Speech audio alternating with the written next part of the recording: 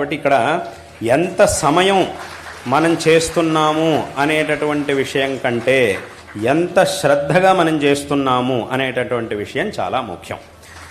చేసేది 10 నిమిషాలే అయినా, ఒక 10 నిమిషాలు చేసినా కూడా ఆ 10 నిమిషాల్లో పరిపూర్ణంగా మన మనస్సుని అక్కడే మనం లీనం చేయాలి.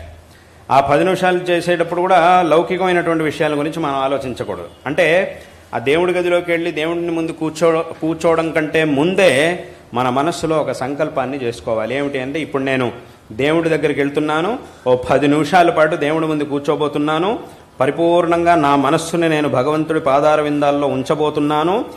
ఈ 10 నిమిషాల్లో ప్రపంచం ఏమైపోయినా సరే నేను దాని గురించి ఏమైపోదు, వాస్తవంగా ఏమవుతుంది, ఏమీ అవ్వదు. కానీ ఏమైపోయినా సరే, అంటే మీ సంకల్పం ఎలా ఉండాలి అని చెప్తున్నా. ప్రపంచానికి ఏమీ అవ్వదు, ప్రపంచానికి ఏమవుతుంది, ఏమీ అవ్వదు. కానీ ఈ 10 నిమిషాల్లో ప్రపంచం ఏమైపోయినా సరే దాని గురించి నేను పట్టించుకోను. నిజంగానే అంత మునిగిపోయేంత పరిస్థితి కనుక వస్తే ఏ దేవుడి ముందు నేను కూర్చున్నానో ఆ దేవుడే చూసుకుంటాడు, ఆయనే దీన్ని చూసుకుంటాడు. ఎందుకంటే నేను ఉంటున్నది దేవుడి ముందు. ఆయన సంకల్పం లేదు అనంటే ఏమీ జరగదు కదా. కాబట్టి ఏదైనా జరగాల్సి ఉన్నా కూడా ఆయన సంకల్పం. కాబట్టి నిజంగా జరగాలి అని కనుక ఆయన సంకల్పం ఉంటే నేను కాదనుకున్నంత మాత్రాన అది ఆగదు. కాబట్టి నిజంగా ఏదైనా జరగాల్సింది ఉంటే అది ఎక్కడున్నా జరుగుతుంది. నేను దానికోసం ఎంత ఆలోచించినా అది ఖచ్చితంగా జరుగుతుంది, దాన్ని ఎవరు ఆపలేరు. కాబట్టి ఈ 10 నిమిషాల పాటు మాత్రం నేను ఏ విషయాల్ని ఆలోచించను.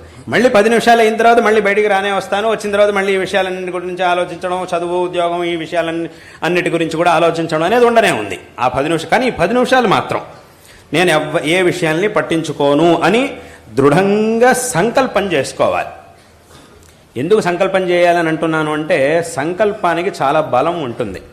సంకల్పం అనేది ఎంత బలంగా ఉంటుందో ఆ తర్వాత పని అంత బాగా జరుగుతుంది. కాబట్టి అన్నిటికీ కూడా ఈ సంకల్పం అనేది మూలం.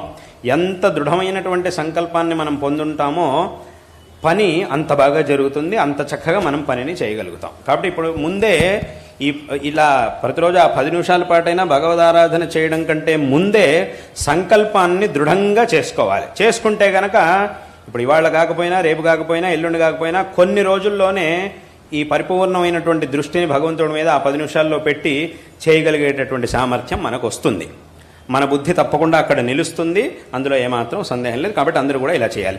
ఈ 10 నిమిషాల పాటు చేసిన ఆ భగవద్ ఆరాధన ఏదైతే ఉంటుందో, వాళ్ళ సామర్థ్యానికి తగినట్టుగా వాళ్ళు చేసినటువంటి భగవద్ ఆరాధన అనేది ఏదైతే ఉంటుందో, తద్వారా మనకి లభించేటటువంటి శక్తి, అలౌకికమైనటువంటి శక్తి, ఉత్సాహం, ఇవన్నీ కూడా ఏముంటాయో అవి మనకి ఆ రోజు సంపూర్ణంగా అన్ని పనులని చక్కగా చేయడానికి కావలసినటువంటి విశేషమైన శక్తిని ఇస్తుంది ఆ 10 నిమిషాలు చేసేటటువంటి భగవద్ ఆరాధన.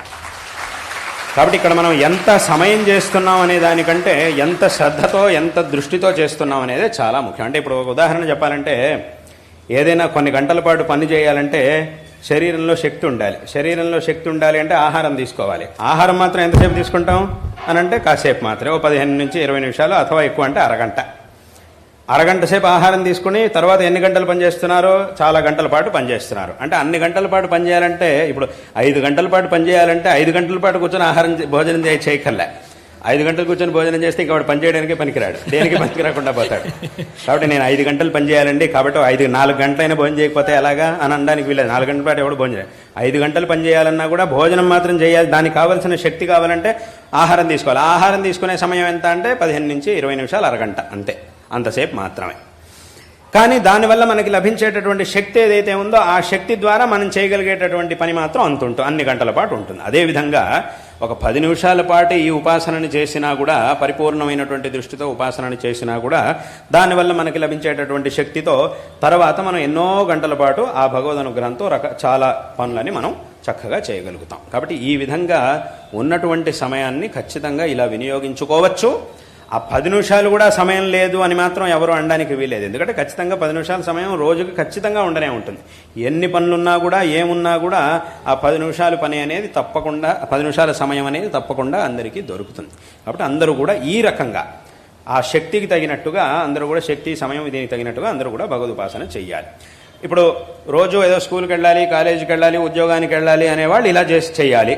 ఇప్పుడు ఇవాళ రోజున వెళ్ళాల్సిన పని ఇవాళ సెలవు, ఓ 2 రోజులు సెలవులు దొరికినాయి, అప్పుడు కావాలంటే గంట సేపు చేసుకోవచ్చు. రోజు 10 నిమిషాలు చేసేది ఆ 2 రోజుల్లో కావాలంటే గంట సేపు 2 గంటల సేపు కావాలని కూర్చొని చేయొచ్చు.